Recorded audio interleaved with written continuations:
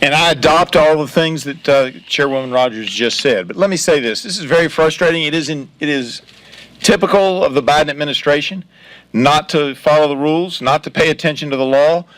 This law was put in as a good governance section. The reappointment of these agency heads was put in as a good government section of 21st Century Cures.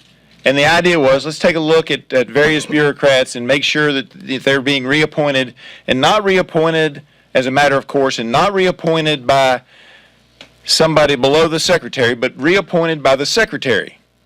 And he didn't do it. And we didn't see any evidence of it, so we wrote a letter 16 months ago and said, hey, what's going on? These people don't appear to have been reappointed.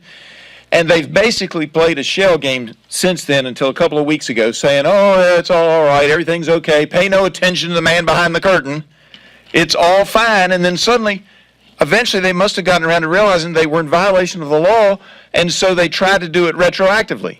But everything, as the chairwoman said, from the end of December of 2021 until about 2 weeks ago, is now called into question. Every programmatic decision, every policy decision, and every grant award has question marks around it now, and I suspect the American taxpayers are going to pay millions of dollars defending lawsuits from various groups and various organizations that think they were either done wrong or they didn't like the policies that came out during that time period, because now it's clear that the administration and Secretary Becerra did not follow the clear meaning, the clear wording of the law. And unfortunately, this administration continues to do that, and it needs to stop.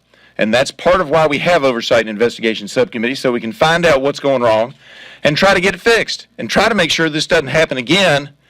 And that's why getting the word out so that the administration knows this is not the way to run the shop. And we got to get it right. And I will now introduce my colleague who's been working on this with me. Brett Guthrie is chair of the Health Subcommittee. Thank you so much for all your work.